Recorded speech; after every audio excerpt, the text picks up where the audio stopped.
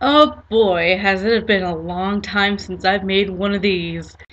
Sorry everyone, it has been very busy how long has it been since I've updated? It's been at least a month. Uh, but yeah, we've had a lot of things going on. My team's grown a little bit in membership. We have done one large scale investigation. We have been doing a lot of the consequent evidence review, the paperwork, putting together the case file, which of course is mostly up to me and my director. And just generally been trying to figure out how things are going to fit in the next couple of months when it comes to finishing up the next 6 or whatever posts that I have started that I have not even gotten much headway on. It's been really, really busy. I have been attempting to find a job and just hit my 2 year anniversary with my boyfriend. We are so busy. My whole team is so busy because everybody's got their separate schedules, and so it makes it hard to organize any kind of event, whether it be investigation or just a meeting.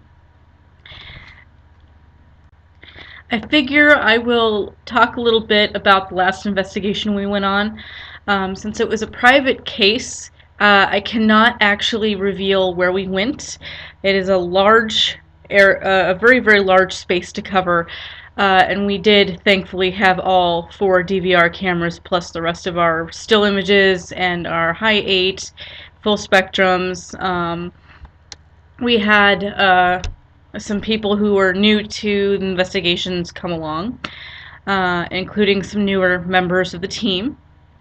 And it was quite an active night. We weren't really expecting it to be, we were hoping it would be, of course, but the majority of it, considering it is a large space and it does have some deep acoustic sound capability, and we weren't really sure exactly how well our sound would come up in EVP. Well, let's just say something was either curious or did not like that we had cameras on. We had so much stuff going on that had to do with our cameras all night long that it almost defeated the purpose of using cameras, in my opinion. I mean, at some point we had the full spectrum camera froze, and that entire recording, that entire file out of 2 files is corrupted. I cannot play it on my computer. Nobody can play it on their computers. It won't play back on the camera itself. I guess it's gone. It's corrupted. We had digital camera freezing all night, like the batteries would drain, and then we would bring them back to Command Central, and they'd be fully charged again and working. Um, we, I don't remember exactly. I think I was on somewhere on the first floor or the second floor, something like that. There were 4 floors to this place, and the basement, uh, big spooky basement. Um, to show you how well sound carries, we had one camera in one bedroom and then another in another bedroom. We had one in what was called the library on the base floor, and then we had one on the grand staircase, which, there was an apparition somebody had captured a photograph of, and we were hoping we could repeat that incident by taping that particular space. Well, at one point, our command central specialist and lead investigator, she calls out on the radio and says, "Camera 2 just fell over." And so I'd been the one to tape that one down, and we came out up to look at it and see whether, um, we could like retape it somewhere. It's hanging by the tape over the edge of where I taped it, just like swinging a little bit. And originally, being as logical as we could about this, I mean, yeah, it's spooky seeing it hanging by tape like that. But I was thinking, I'm the one who taped that down. Maybe I didn't tape it down correctly. Maybe it was my fault. Maybe I had it too close to the edge. Even though, I tried to tape it as close to um, there's a television on the dresser here, and I taped it as close to this television as I could, and taped it down as well as I could. So of course that one, I would blame myself for that one because I think maybe I just didn't tape it down correctly. Well, about that was 9:10 at night. About 9:40, 9:45. It was about 35 minutes later. I was sitting in Command Central watching the tape and watching as camera 4 in the library on the base floor actually fell the whole way over. Well, that one was a lot more bizarre, and honestly, having seen that it was taped so far away from the ledge that if it had just gone over on natural means, considering how top-heavy bullet cameras are, it would have just gone like that. Instead, it looked like it had been ripped up by its tape and thrown about a foot from the bookcase.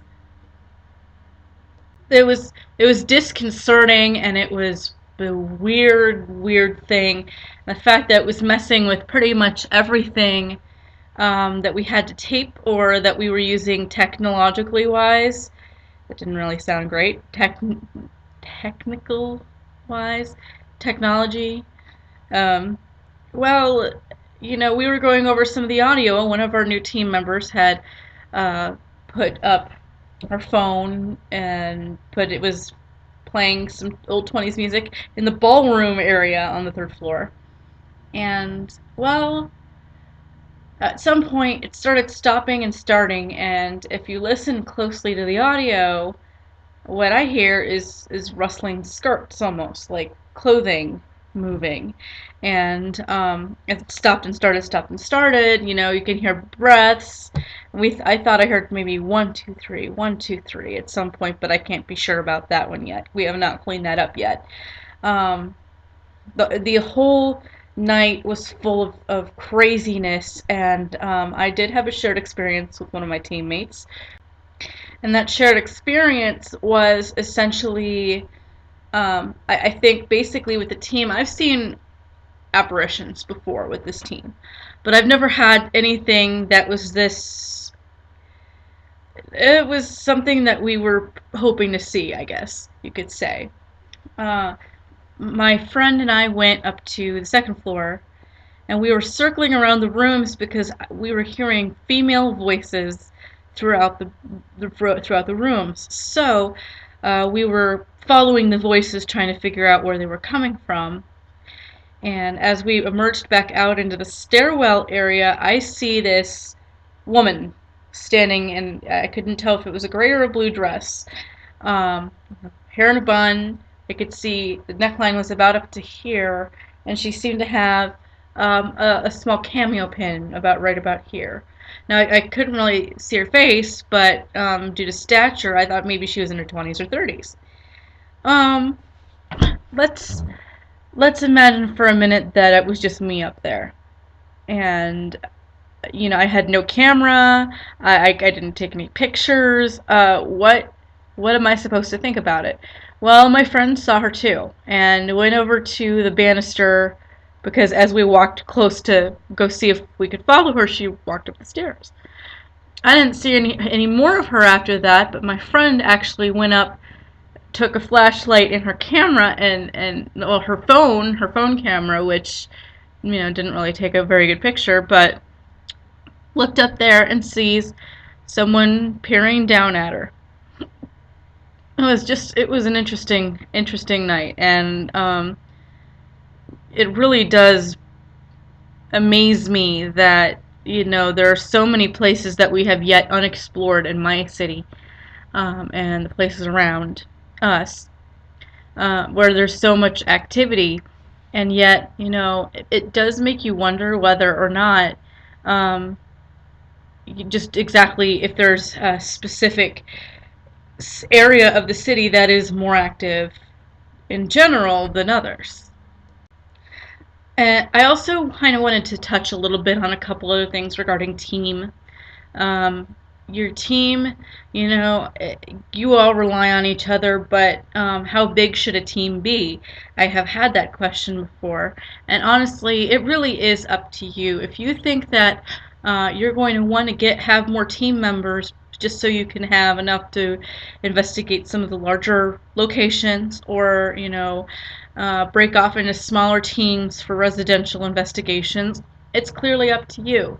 I believe we have almost 20 people on our team, something maybe 17, 18 out of 20, I don't know. We've had people leave, we've had people stay, we've had people who are on sabbatical, I guess you could say. But it really doesn't matter as long as you know um, how to communicate with these people uh, to keep things running properly. Um, we personally use Facebook groups, and we have majority of our team in this Facebook group. However, most often, if there is a case that I'm coordinating, I will be the one to give them a phone call if necessary, or if I know that they won't be on computer for whatever reason. We try to keep in contact as much as possible through email and Facebook and everything else that we can.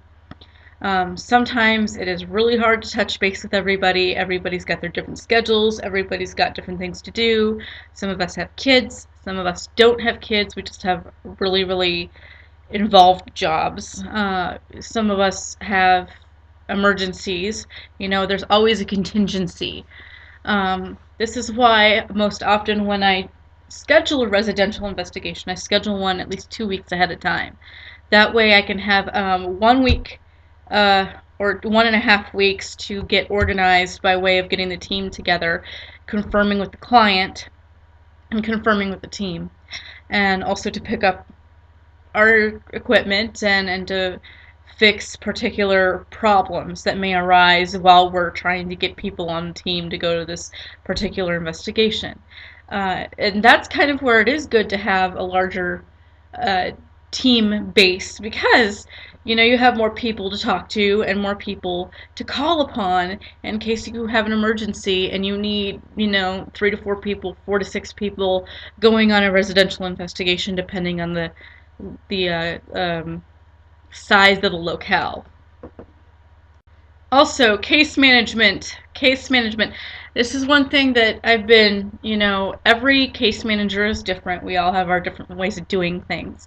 And something that I've been doing recently just to keep my sanity while I'm trying to get either get things organized or get things together to close a case file, often I find it might be beneficial to make your own forms by way of gauge what you need and make one.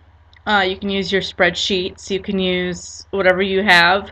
I use the Google Drive sometimes. The Google Drive has a couple of really good programs. It's basically like Microsoft Word and Excel in the Drive. Um, So what I've got is some things that don't go in the case file. It's just for logging's sake, so that you can log it later on when you're doing your case file. We have a Command Central log form, which essentially is to help cut down on radio noise, considering the radio does tend to interfere with some of our equipment, such as the K2s and the millimeter. We have paranormal event documents, which allow each individual investigator to write down as much detail as they can, and log, what kinds of, any kind of impressions they might have had, things they might have seen, things they might have debunked, and things like that. And it also helps us put together a more detailed case file. And when I have all these forms, it might be a pain in the neck to log everything, but in the end, it is much easier, and it's a lot more detailed, and it helps you give your client what they deserve by way of what's going on, what did we experience, what did we catch, what did we not catch, what were we able to debunk, and what were we not able to debunk. We also have all kinds of questionnaires and things like that that we can use for the client to um, fill out or for us to interview with. My next topic is actually kind of a ramble, and I'm sorry for that, but um, if you are going to join a team, join the team. Know that there are things that you might need to commit to. Don't just join a team just to say you belong to a paranormal team, because a paranormal team does not want members just to have the numbers. We want members to be a part of investigations and a part of events. Um, we need people who are willing to maybe sacrifice a little time to help educate clients or educate people in the public. We want to be able to rely on you if maybe somebody's canceled and we need an extra hand. We don't think that it's fair on the rest of us to have to deal with an extra piece of baggage. Pardon me if that sounds insensitive or rude, but really that's what it is. If you're going to join a team just to be on the team, you're essentially just a fifth wheel. You are an extra arm. You are something that we don't need. Um, my team, we are a team for a reason. We do this. We don't do this for ourselves. I mean, yes, it's fun and we like to investigate, but we do it for the people who are calling on us to help them out. We do this to educate. We do this to, you know, help people not feel afraid in their own homes. We are not doing this just for the popularity. We are not doing this for the fame. What fame is there in this? And there is no money in this either. So, let me tell you, right up front, we don't need you if you're not going to participate in investigations or if you're just going to give us excuse after excuse. It's one thing when we know that there are things going on in your life that you can't help. It's another entirely when you just join to be a part of the numbers and you're not doing anything to be a part of the team. So, if you are thinking about joining a paranormal team, consider this. There are a lot more responsibilities and there are a lot more things to do when you are in a team than is popularly known or popularly discussed. We are not, we're not idly sitting here going, oh, hey, ghosts. No, we're doing things to help reassure our clients. It's a big responsibility and it is a lot of work. And the thing is that, yes, my team usually requires uh, our members who have gone on certain investigations to help with the evidence review from that investigation that they were on. If you can't handle that, or if you can't handle any of the other responsibilities, or if you don't want to step up and maybe take on a job that needs to be done, then don't join the team, for goodness sakes. You don't want to be a burden on the other people, and they don't want to have the awkwardness of having to tell you that you are not a useful asset to the team. You might just find yourself on some sort of list where, don't put this person on a team because they're not going to do anything. This is turning into a 20-minute video, so what I'm going to do is finish this one and post it, and then I will be planning some more. I have a couple more blog posts to finish, and once I'm done, there are 4 particular ones that I'm working on that are a series. So what I'm going to do with those is put them together in one video. Just so you guys have an idea of why I chose the motto that I do have for the average sensitive. And if you don't know what our motto is, well, go see the website.